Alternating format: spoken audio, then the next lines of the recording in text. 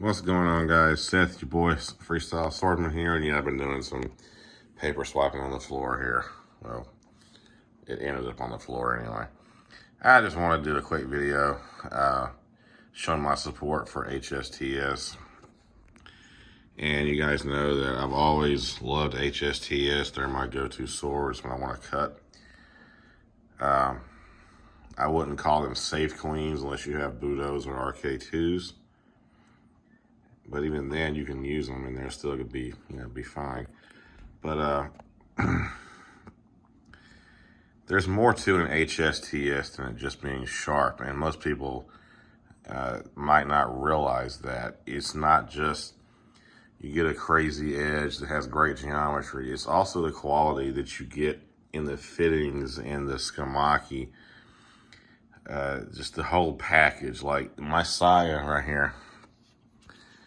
This sword, I think I can't remember what I paid for it from Eric, and really I don't want to give that information out, but it was below 500 easily, I want to say.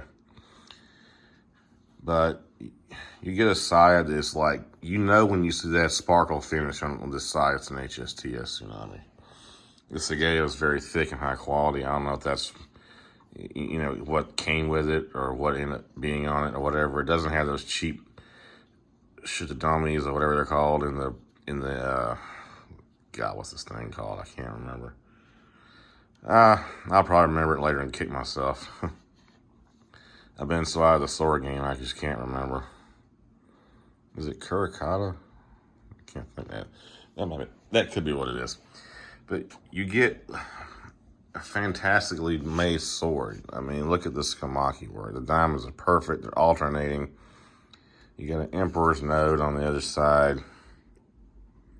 Not gonna make that joke tonight, but you guys probably can tell what I'm thinking. The Habaki is not just your plain, I don't give a shit what it looks like Habaki they slap on most production katana. You got the Tsunami, Suba. You got a high quality Seppa on both sides. And nothing on this sword moves. Unokubi is a Curry, 9260 spring steel.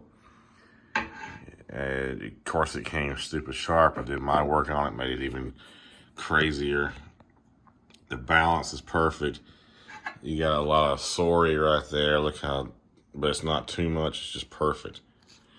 The Ito is really high quality, synthetic silk. I lacquered and locked it down.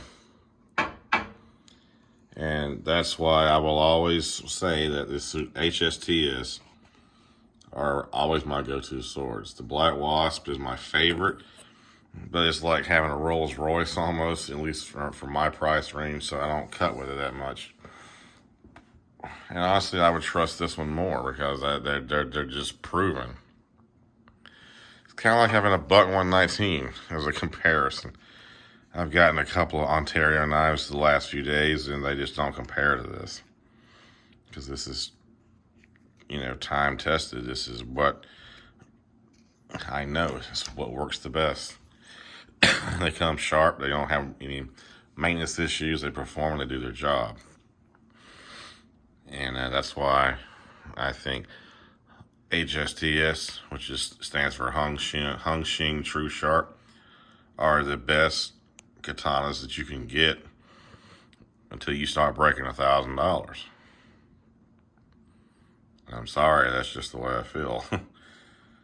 I will plan to get some more from Ricky. And even the sky, the Suka, whatever you want to call it, the handle is not perfectly straight. It's got a little bit of curvature, just enough to make you feel like it flows with the blade. This is the third Tsunami I've owned. It's the only HSTS sword I currently own, but I will add more. Anyway, I guess that's just me being nostalgic, wanting to do a video, wanting to show some sword porn tonight. And pretty much it. It's my favorite sword, my favorite go-to sword, my favorite actual live cutter. And even if I had all those other swords, back in my collection that I lost basically for nothing over the last 2 years, this will still be in the top 3 or 4. You guys have a great one. We will see you next time. Peace and say my name.